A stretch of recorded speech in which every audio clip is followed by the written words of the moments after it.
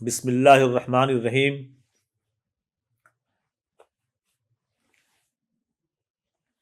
میں پروفیسر توقیر عالم فلاحی علی گڑھ مسلم یونیورسٹی کے شعبۂ دینیات سنی میں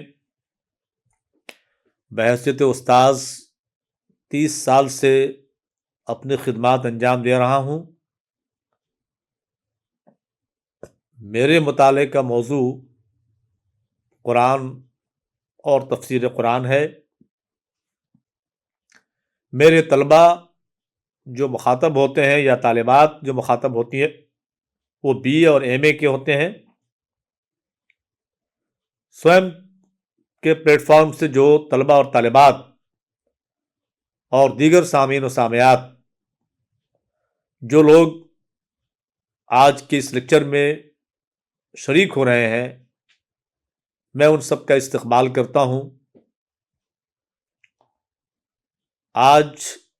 یہ لیکچر سورہ توبہ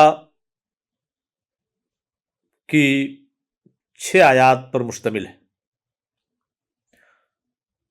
50 نمبر آیت، 51، 52، 53، 54، 55۔ سب سے پہلے میں ان آیات مبارکہ کی تلاوت آپ کے گوش گزار کرتا ہوں۔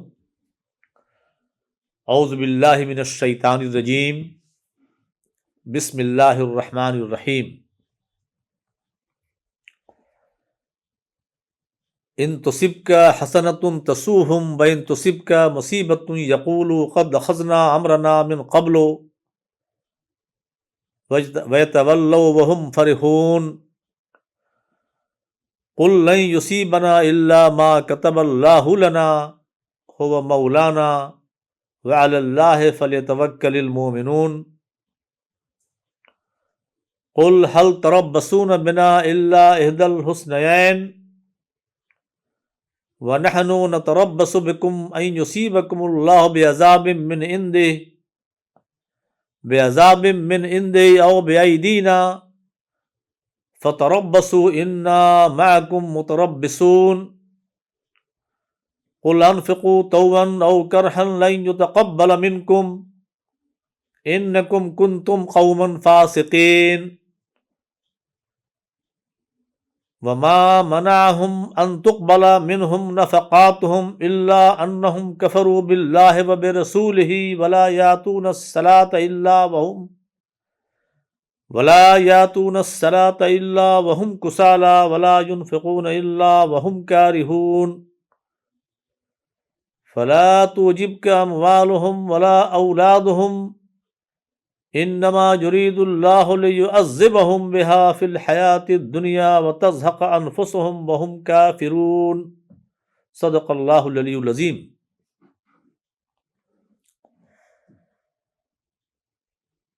جو آیات آج پیش کی گئیں ان میں جو بعض مشکل الفاظ آئے ہیں ان کی وضاحت اس طرح ہے۔ تربصون، تم لوگ انتظار کرتے ہو۔ مادہ ہے رے بے سواد، مصدر ہے تربصن۔ اس کا معنی ہے انتظار کرنا۔ باب تفاعل ہے، فعل مضارع ہے، جمع مذکر حاضر ہے۔ کسالہ، کسمسانے والا، مادہ ہے کاف سین لام، یہ جمع ہے کسلان کی۔ تزہق، جان نکل جائے، مادہ ہے زے ہے قاف، مصدر ہے ذہوقن، معنی ہے روح کا جسم سے نکلنا یا مرنا۔ باب ہے فتح، فعل مضارع ہے اور واحد مؤنث غائب ہے۔ اس کا ترجمہ ہے، جو آیات پڑھی گئیں ان کا ترجمہ، تمہیں کوئی بھلائی ملتی ہے تو انہیں رنج ہوتا ہے، اور تم پر کوئی مصیبت آتی ہے تو کہتے ہیں کہ اچھا ہوا ہم نے پہلے ہی اپنا معاملہ درست کر لیا تھا، اور منہ پھیر کر شاداں و فرحاں پلٹ جاتے ہیں۔ ان سے کہہ دو ہمیں ہرگز کوئی کچھ نہیں پہنچتا مگر وہ جو اللہ نے ہمارے لیے لکھ دیا ہے۔ اللہ ہی ہمارا مولا ہے، اور اہل ایمان کو اللہ ہی پر بھروسہ کرنا چاہیے۔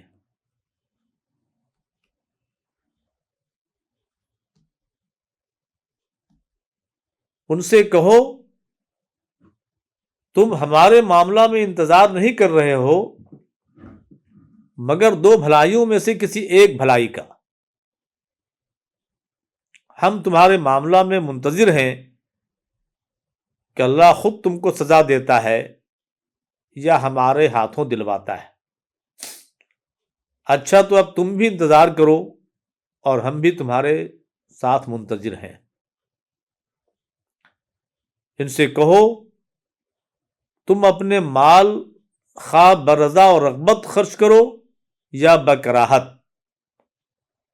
وہ ہرگز قبول نہ کیے جائیں گے، کیونکہ تم فاسق لوگ ہو۔ ان کے دیے ہوئے مال قبول نہ ہونے کی کوئی وجہ اس کے سوا نہیں ہے کہ انہوں نے اللہ اور اس کے رسول سے کفر کیا ہے۔ نماز کے لیے آتے ہیں تو کسمساتے ہوئے آتے ہیں، اور راہ خدا میں خرچ کرتے ہیں تو بکراہت خرچ کرتے ہیں۔ ان کے مال اور ان کی اولاد تمہیں حیرت زدہ نہ کر دے۔ اللہ تو یہ چاہتا ہے کہ انہی چیزوں کے ذریعہ سے ان کو دنیا کی زندگی میں بھی عذاب دے، اور ان کی جانیں نکلے تو انکار حق ہی کی حالت میں۔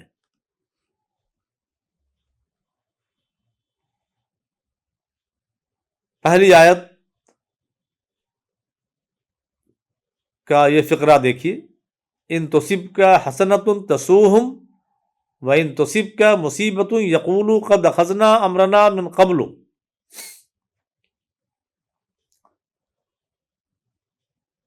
کہ اگر تمہیں کوئی بھلائی ملتی ہے تو انہیں رنج ہوتا ہے، اور تم پر کوئی مصیبت آتی ہے تو کہتے ہیں کہ اچھا ہوا ہم نے پہلے ہی اپنا معاملہ درست کر لیا تھا۔ اب یہ دیکھیے، قرآن مجید میں جہاں منافقین کی علامات بتائی گئی ہیں، ایک علامت یہ بتائی گئی کہ جب اپنوں سے ملتے ہیں تو ان کا انداز کچھ اور ہوتا ہے، اپنوں سے مراد جو ان کے دل میں ہوتی ہے، جو بات ہوتی ہے، اور جب مسلمانوں سے ملتے ہیں تو ان کا انداز کچھ اور ہوتا ہے۔ وَإِذَا لَقُوا الَّذِينَ آمَنُوا قَالُوا آمَنَّا وَإِذَا خَلَوْا إِلَىٰ شَيَاطِينِهِمْ قَالُوا إِنَّا مَعَكُمْ، کہ جب ایمان والوں سے ملتے ہیں تو کہتے ہیں کہ بھئی ہمارا نام عبداللہ ہے، عبد الرحمن ہے، ہم تمہارے ساتھ ہیں۔ ارے بھئی تم ذرا غور کرو، بھئی نام پر بھی تو غور کرو، نام ہمارا عبداللہ ہے۔ اور جب اپنے ہم خصلت ساتھیوں سے ملتے ہیں تو کہتے ہیں کہ بھئی ہم تمہارے ساتھ ہیں، نام ہی تو صرف عبداللہ ہے، کچھ چیزیں، کچھ مراعات، کچھ حقوق وہاں سے حاصل ہو جائیں اس لیے ہم ان کے ساتھ ہیں۔ کام تو تمہارا ہم کر رہے ہیں، تمہارے لیے ہم خبری بھی ہیں، خبریں پہنچایا کرتے ہیں۔ ایک خصوصیت یہ بتائی گئی، یا ایک علامت یہ بتائی گئی۔ دوسری علامت یہ بتائی گئی کہ رزق کبھی نہیں لینا چاہتے۔ روشنی دیکھتے ہیں، روشنی سمبولک ہے آسانی، تو آگے بڑھتے ہیں، اور تاریکی دیکھتے ہیں تو پیچھے ہٹ جاتے ہیں.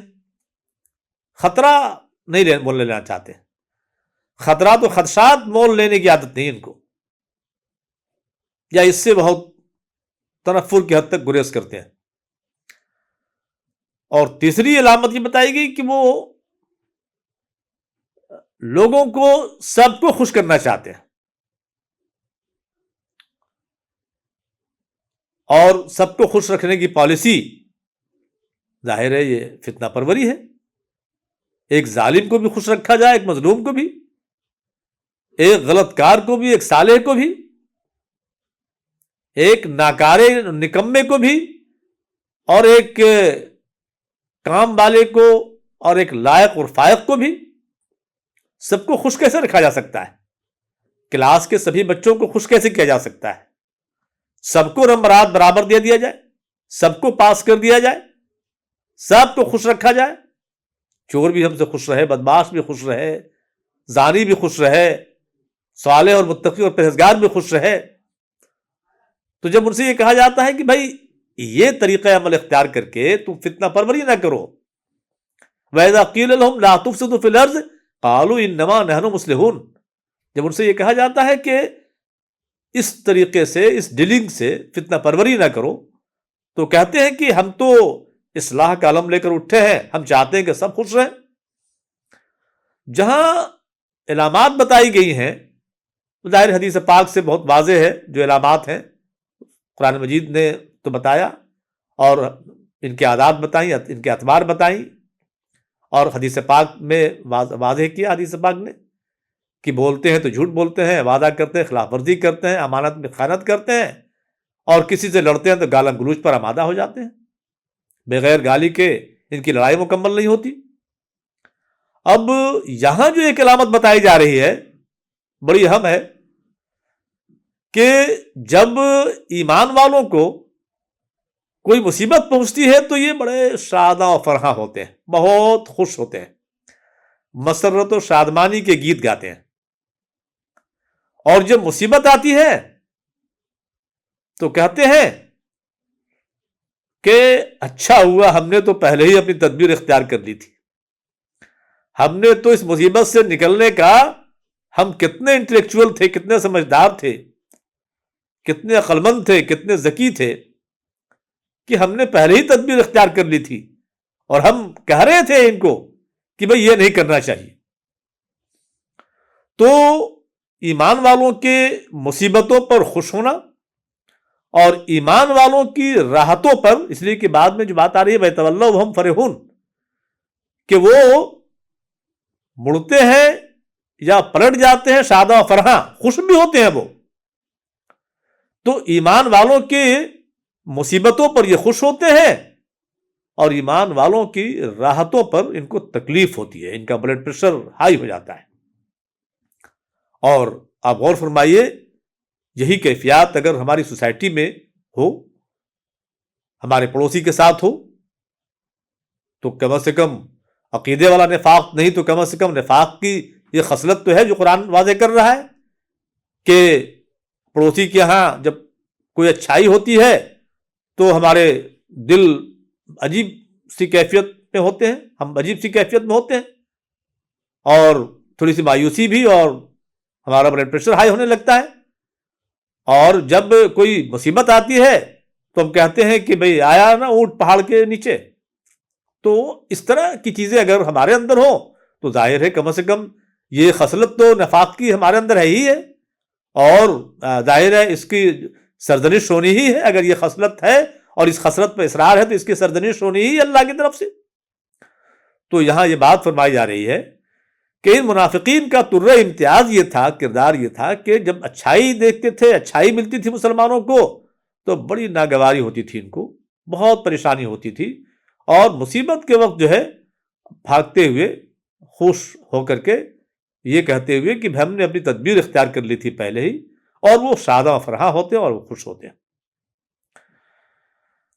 آگے فرمایا جا رہا ہے قُلْ لَن يُصِيبَنَا إِلَّا مَا كَتَبَ اللَّهُ لَنَا هُوَ مَوْلَانَا وَعَلَى اللَّهِ فَلْيَتَوَكَّلِ الْمُتَوَكِّلُونَ. المتوکلون فلیتوکل المؤمنون. فرمایا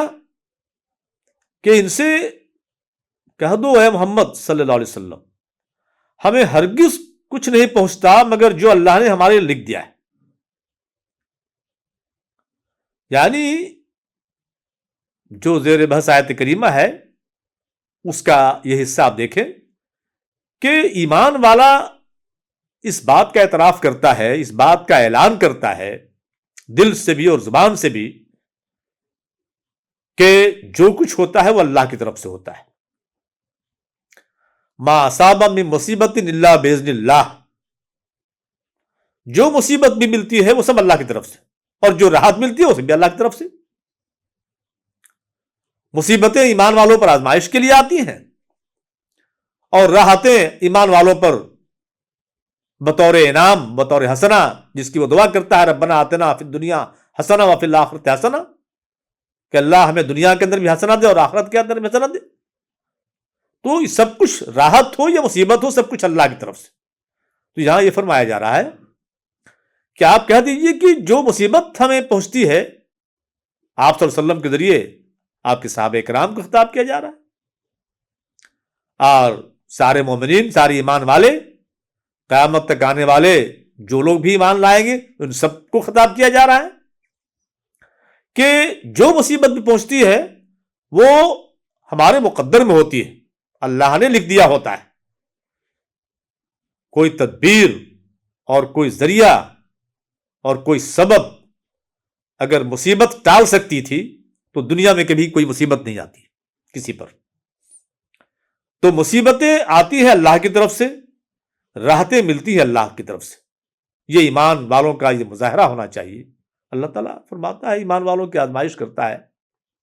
آزماتا ہے اللہ تعالیٰ. مصیبتوں کے ذریعے بھی بہت سے اسباق سکھاتا ہے، بہت تربیت اور اصلاح کے مواقع فراہم کرتا ہے. اللہ تعالیٰ فرماتا ہے کہ لَنَبْلُوَنَّكُمْ بِشَيْءٍ مِّنَ الْخَوْفِ وَالْجُوعِ وَنَقْصٍ مِّنَ الْأَمْوَالِ وَالْأَنفُسِ وَالثَّمَرَاتِ وَبَشِّرِ الصَّابِرِينَ الَّذِينَ إِذَا أَصَابَتْهُمْ مُصِیبَةٌ قَالُوا إِنَّا لِلَّهِ وَإِنَّا إِلَیْهِ رَاجِعُونَ. اللہ تعالیٰ اعلان فرما رہا ہے کہ ہم جان سے، مال سے، پھلوں میں نقصان پہنچا کر کے ہر طرح سے ہم تم کو آزمائیں گے، فاقے کے ذریعے آزمائیں گے. اور یہ بات بھی فرما رہا ہے کہ اپنے نبی سے کہ بشارت دے دیجیے ان کو جو اس پر جمے رہتے ہیں اور کہتے ہیں کہ ہم اللہ کی امانت ہیں اور اللہ کی طرف ہمیں لوٹنا ہے. تو یہاں یہ بات فرمائی جا رہی ہے کہ ان کے وہ جو اظہار ثانی کر رہے ہیں، وہ جو دل کو زخمی کر رہی ہے کہہ کر کے کہ مصیبت جو آئی ہے وہ تمہارے کرتوتوں سے آئی، ہم نے تدبیر اختیار کر لی تھی، کہ اللہ کے ہاں جو مقدر ہوتا ہے وہ ہو کر کے رہتا ہے ہر حال میں. تو جو مصیبت آتی ہے وہ اللہ کی طرف سے آتی ہے، اور مصیبتوں کے لیے راحتوں کے لیے راہ بھی جو ہموار ہوتی ہے وہ اللہ کی طرف سے ہوتی ہے. کوئی پتی بھی اللہ کے اشارے کے بغیر، اللہ کی مشیت کے بغیر نہیں ہلتی. ہو مولانا، وہ ہمارا کارساز ہے، یعنی وہ ہمارا مولا ہے، وہ ہمارا کارساز ہے. ایک مومن کا عقیدہ یہ ہونا چاہیے کہ جب کوئی مصیبت آئے، تکلیف آئے، پہنچے، ناخوشگوار واقعہ آئے، ناخوشگوار واقعے کی خبر ہو تو کہ انا للہ و انا الیہ راجعون، ہم اللہ کی امانت ہیں اور اللہ کی طرف ہمیں لوٹ کے جانا ہے. اس میں یہ بات بھی مضمر ہوتی ہے، یہ مفہوم بھی مضمر ہوتا ہے کہ وہ سارا کریڈٹ جو کچھ ہوتا ہے، چاہے راحتیں اور آسائشیں مل رہی ہوں، چاہے مصیبت مل رہی ہو، تو اللہ تعالیٰ اس کا مالک ہے. لیکن ایک مومن کو یہاں یہ سکھایا جا رہا ہے کہ یہاں یہ بھی ایسے مواقع پر یہ کہ وہ ہمارا مولا ہے، ہمارا کارساز ہے، ہمارا کام بنانے والا ہے، اور اللہ پر جو ہے مومنین کو بھروسہ ہونا چاہیے. یقیناً بھروسہ اللہ پر ہی ہونا چاہیے. اس سیاق میں دیکھیے کہ جب منافقین کہتے تھے کہ ہم نے تو تدبیر اختیار کر لی تھی، ہم نے تو معاملے کو اختیار کر لیا تھا، ہم نے سورسز اختیار کر لیے تھے کہ اس مصیبت سے بچے. یقیناً سورسز اور ذرائع اور تدابیر، یہ ساری چیزیں کنٹرائیونسز، مینز انسینٹیوز، یہ ساری چیزیں کنسیڈریبل ضرور ہیں لیکن بلیویبل نہیں ہے. بلیویبل تو صرف وہ ذات ہے جس نے ان سورسز کو، جس نے ان ذرائع کو، جس نے ان محرکات اور اسباب کو پیدا کیا ہے. اور جس نے ان محرکات اور اسباب کو پیدا کیا ہے اس پہ بھروسہ کیا جانا چاہیے. بھروسہ اسباب پہ نہیں کیا جانا چاہیے. اسباب پہ بھروسہ کرنے والا، اسباب پہ ایمان رکھنے والا ظاہر شرک جلی، شرک خفی کی ایک قسم کا ارتکاب کرتا ہے. فرمایا جا رہا ہے کہ قل هل تربصون بنا الا احدى الحسنيين ونحن نتربص بكم ان يصيبكم الله بعذاب من عنده او بأيدينا فتربصوا انا معكم متربصون. ان سے کہو تم ہمارے معاملے میں انتظار نہیں کر رہے ہو مگر دو بھلائیوں میں سے کسی ایک بھلائی کا. یعنی یہ آیت کریمہ جو 52 نمبر آیت ہے اس کا یہ حصہ دیکھیں کہ آپ ان سے کہہ دیجئے کہ تم دو بھلائیوں میں سے کسی ایک بھلائی کا انتظار کر رہے ہو. یا تو اللہ تبارک و تعالی ہمیں فتح و نصرت سے نوازے گا اور ہم کو غازی بنائے گا، یا اللہ تبارک و تعالی ہمیں جام شہادت نوش کرائے گا. ہم اگر اللہ کی راہ میں نکل رہے ہیں اور اپنا مال و جان کھپا رہے ہیں اور اللہ کے رسول کے ساتھ اس مشن میں ہم شریک ہیں تو ہمیں تو بھلائی ہی ملنی ہے. اور دو بھلائیاں ہیں. ایک بھلائی یا ایک اچھائی تو یہ ہے کہ ہم غازی ہوں، مال غنیمت ہاتھ آئے، فتح نصرت کے علمبردار بنے، یا پھر یہ کہ ہم جام شہادت نوش کریں، ہم دشمن کی تلواروں کا نشانہ بن جائیں. تو دو بھلائیوں میں سے ایک بھلائی ملنی ہے. ہم دشمن کی تلواروں کا نشانہ بنیں گے، شہید ہوں گے، اور شہداء کا جو مقام اور مرتبہ ہے اللہ تبارک و تعالیٰ کے ہاں ظاہر ہے قرآن مجید کی آیات سے اور احادیث شریفہ سے بہت نمایاں ہے، تشت ازبام ہے. تو یہ فرمایا جا رہا ہے کہ آپ ان سے کہہ دو کہ ہم پر مصیبت آئے یا ہم پہ جیسے بھی ناخوشگوار حالات پیش آئیں، دیکھو تم انتظار کر رہے ہو کہ ہمارے ساتھ مصیبت آئے. اگر بظاہر مصیبت آ رہے جن کو تم مصیبت سمجھ رہے ہو وہ مصیبت نہیں ہوگی. اگر ہم فریق مخالف کی تلواروں کا نشانہ بن گئے، ان کے جذبات کا ہدف بن گئے، تو بھی ہم اللہ کی راہ میں مرے اور جام شہادت ہم نے نوش کیا. اور اگر ہم ان پر غالب آ گئے تو میدان جنگ کے غازی بنے. آیت کریمہ کا یہ دوسرا حصہ جس کا ترجمہ ہم تمہارے معاملے میں منتظر ہیں کہ اللہ خود تم کو سزا دیتا ہے یا ہمارے ہاتھوں دلواتا ہے. اب تمہارے معاملے میں جو ہم منتظر ہیں، ہمارے معاملے میں تو تم دو بھلائیوں میں سے ایک بھلائی کا انتظار کرو، اور تمہارے معاملے میں ہم منتظر ہیں کہ دو برائیوں میں سے کوئی برائی ملنی ہے. یا تو اللہ تعالیٰ خود تم کو سزا دیتا ہے اپنے ہاتھوں سے، اور یا پھر ہمارے ہاتھوں دلواتا ہے. یا تو وہ عذاب دے گا جس طرح سے جو اللہ کی بدخواہ، جو غیر مخلص، جو شرک و کفر کا ارتکاب کرتے رہے، جو اللہ کے دین کے مخلص نہیں رہے، جنہوں نے اللہ کے پیغمبروں کو قتل تک کیا، جو اقوام بعیدہ ہیں جن کو وہ عذاب اللہ نے دیا، اس طرح تم کو عذاب دے، خود اپنے ہاتھوں سے وہ عذاب دے، یا پھر ہمارے ہاتھوں تم کو قیدی بنوائے، ہمارے ہاتھوں جو ہے تم کو جو ہے زیر کرے، ہمارے ہاتھوں تم کو شکست دلوائے. پھر فرمایا جا رہا ہے آخری عبارت، آخری آیت، اس آیت کا آخری حصہ، اچھا تو اب تم بھی انتظار کرو اور ہم تمہارے ساتھ منتظر ہیں. تو پھر اب تم بھی انتظار کرو اور ہم بھی تمہارے ساتھ منتظر ہیں. کہ مطلب یہ تم انتظار کرو کہ ہمیں کسی بھلائی میں سے کوئی بھلائی ملے، اور ہم تمہارے لیے منتظر ہیں کہ تم کو کسی نہ کسی برائی، دونوں میں سے کوئی برائی ملے گی، یا تو اللہ تعالیٰ خود سزا دے گا یا اللہ تعالیٰ ہمارے ہاتھوں سزا دلوائے گا۔ یہ ملاحظہ فرمائیے دوسری آیت، قل انفقوا طوعا او کرہا لن يتقبل منکم انکم کنتم قوما فاسقین، کہ ان سے کہہ دیجئے کہ تم اپنے مال خواہ برضا اور رغبت خرچ کرو یا بکراہت، وہ ہرگز قبول نہ کیے جائیں گے، کیونکہ تم فاسق لوگ ہو۔ اب یہ دیکھیے زیر بحث آیت کریمہ کا پہلا حصہ کہ تم اپنے مال خواہ برضا اور رغبت خرچ کرو یا بکراہت، وہ ہرگز قبول نہ کیے جائیں گے۔ منافقین کا طرہ امتیاز یہ تھا کہ وہ رسک لینا تو نہیں چاہتے تھے، خطرات وہ لینا تو نہیں چاہتے تھے، ان کا جنگوں میں ان کا نقصان ہو، ان کا خون بہے، یہ تو نہیں چاہتے تھے،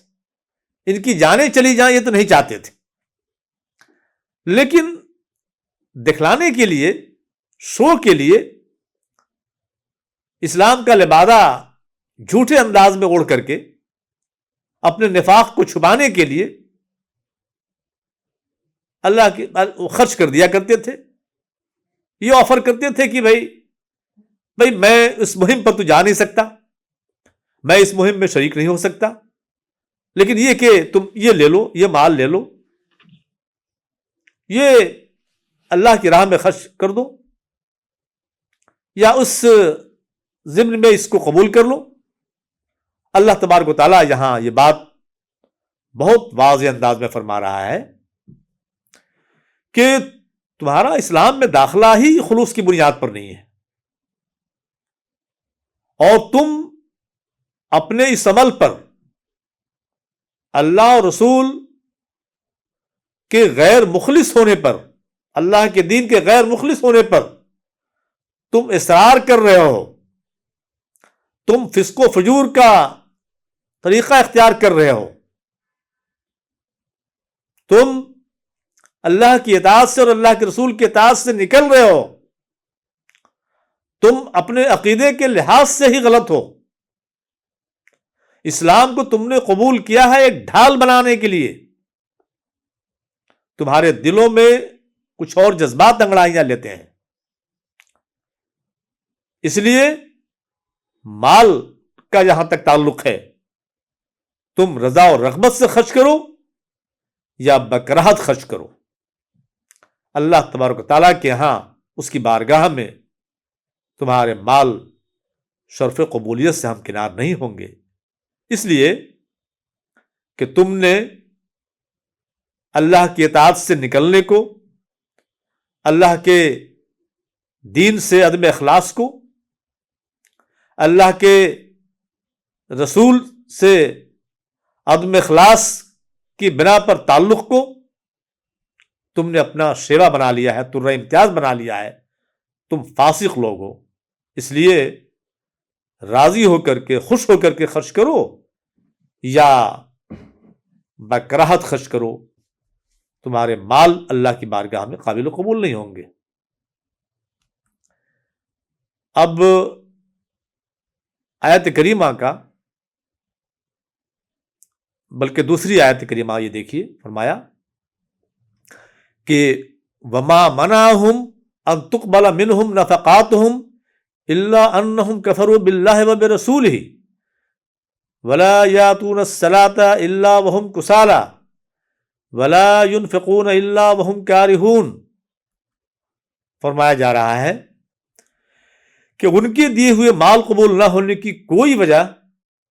اس کے سوا نہیں ہے کہ انہوں نے اللہ اور اس کے رسول سے کفر کیا ہے۔ اب یہ دیکھیے، گویا نفاق بھی کفر ہے، ابھی کہا گیا تم لوگ فاسق ہو، نفاق فسق ہے، نفاق کفر ہے۔ اب غور فرمائیے کہ اخلاص کی بنیاد پر اسلام سے تعلق کو، اللہ کے دین سے تعلق کو ہی صحیح مومن ہونے کا پروانہ ملتا ہے اور قابل قبول ایمان ہوتا ہے، اور اس ایمان کی بدولت، اس ایمان کی بنا پر ہی کوئی کام اللہ کی بارگاہ میں شرف قبولیت سے ہمکنار ہوتا ہے۔ لیکن اخلاص کی بنا پر اگر ایمان نہیں ہے، ایمان شرک کے ساتھ ملوث ہے یا ایمان نفاق کے ساتھ ملوث ہے، دونوں حالتوں میں ڈبل ڈیلنگ کے ساتھ ایمان ملوث ہے،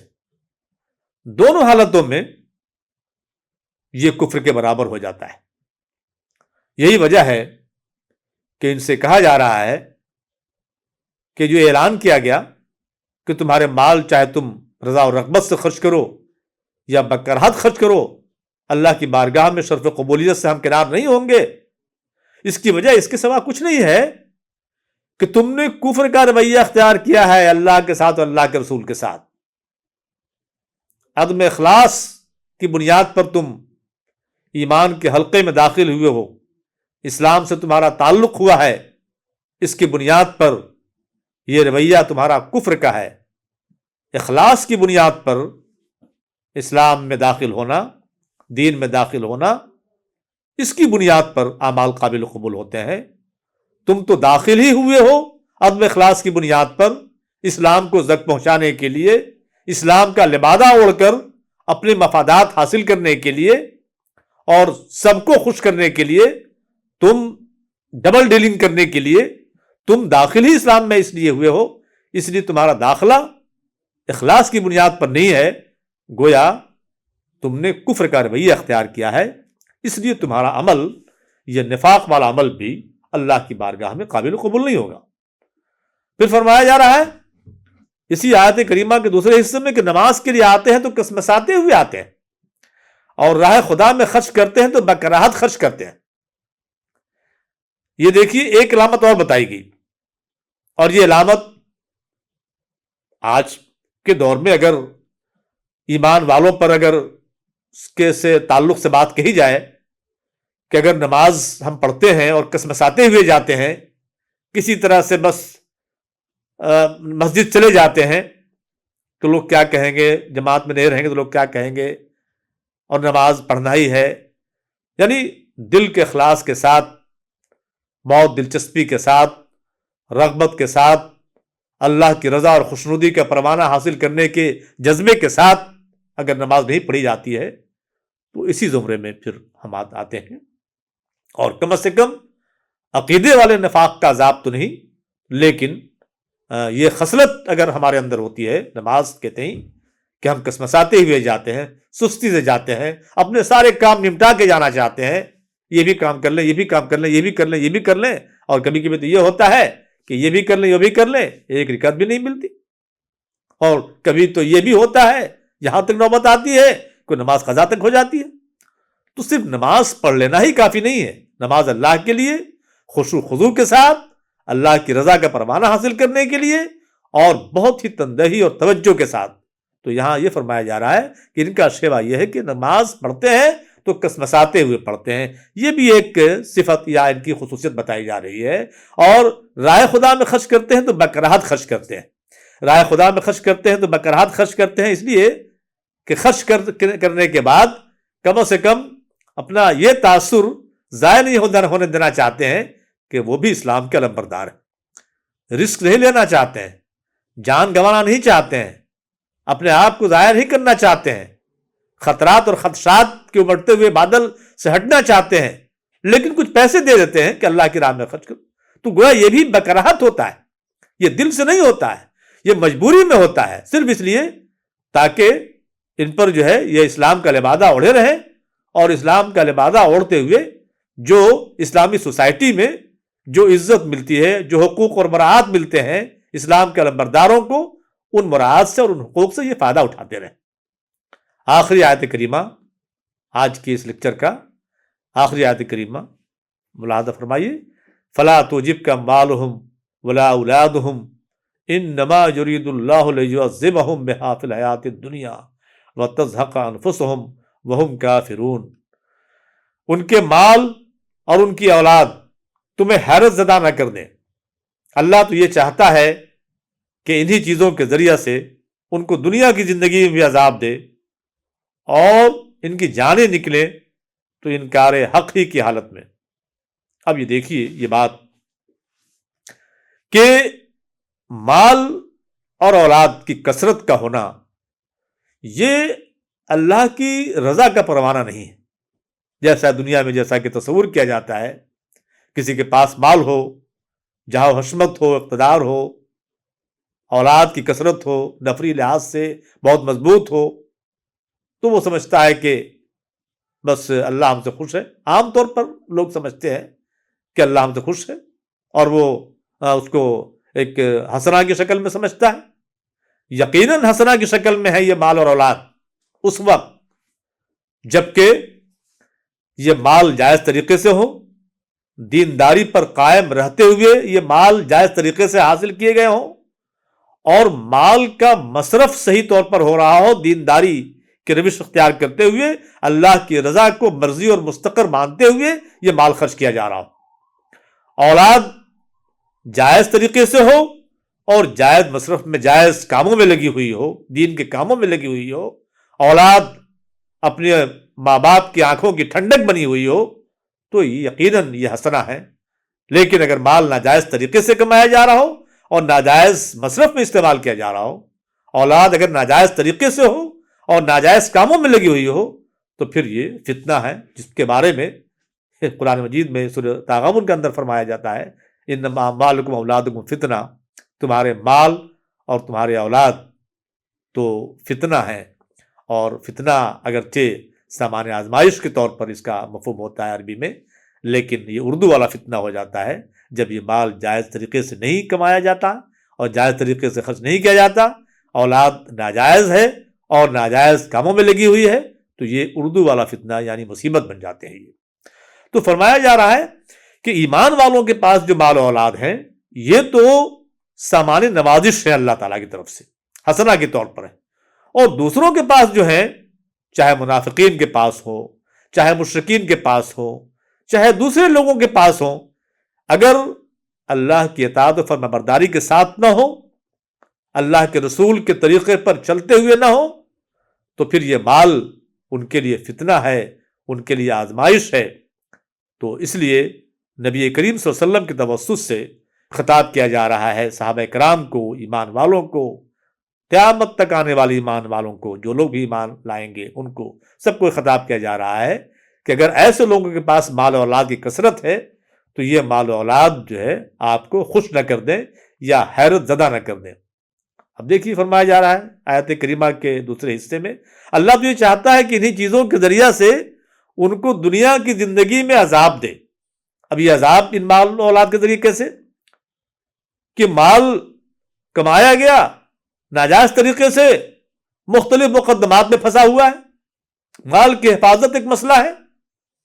مال پر طرح طرح کے جو ظاہر ہے اس کی ذمہ داریاں ہیں اس کی حفاظت کے لیے، اس کو رات کی نیند بھی نہیں آ رہی ہے، اولاد ہے جو غلط کار ہے، جو فسادی ہے، کرپٹ ہے، وہ آنکھوں کی شہتر بنی ہوئی ہے۔ تو فرمایا کہ یہ مال اور اولاد اللہ کے منکرین کے پاس، یا جو لوگ اللہ والے نہیں ہیں ان کے پاس، یا جو یہ کہ جو اللہ کی بغاوت کرتے ہیں، جو اللہ کے رسول سے بغاوت کرتے ہیں اور جن کا تعلق دین اسلام کے ساتھ اخلاص کے ساتھ نہیں ہے، ان لوگوں کے پاس اگر یہ ہے چیزیں ہیں تو پھر یہ ان کے لیے فتنہ ہے اور مصیبت ہے، اور اللہ چاہتا ہے کہ انہی مال و اولاد کے ذریعے ان کو دنیا میں عذاب میں رکھے اور ان کی جانیں نکلے تو اس حال میں کہ وہ انکار حق ہی میں رہیں، منکر حق ہی بن کر کے رہیں۔ منکر حق ظاہر ہے انہی لوگوں کو کہا گیا، ان منافقین ہی کو کہا گیا۔ ان منافقین کو پہلے بھی دیکھا کہ صاف الفاظ میں ان کو کافر بھی کہا گیا، ان کو فاسق بھی کہا گیا، اور ظاہر ہے یہی لوگ مراد ہیں اس آیت کریمہ میں کہ ان کی جان نکلے تو اللہ تعالیٰ چاہتا ہے کہ اس حال میں کسی مال و اولاد میں پلے پڑے رہیں، اور مال بھی ان کے لیے وبال جان بنا رہے، اولاد بھی ان کے لیے وبال جان بنی رہے، اور ان کی جانیں کفر کی حالت میں نکلے کہ پھر اس کے بعد اللہ تبارک و تعالیٰ موت کے بعد کی جو زندگی ہوگی اس زندگی میں جو فیصلہ ہوگا وہاں اللہ تبارک و تعالیٰ فیصلہ عذاب ان کو ان کے خلاف سنائے اور ان کو کیفر کردار تک اور ان کو انجام تک پہنچائے۔ بہت بہت شکریہ۔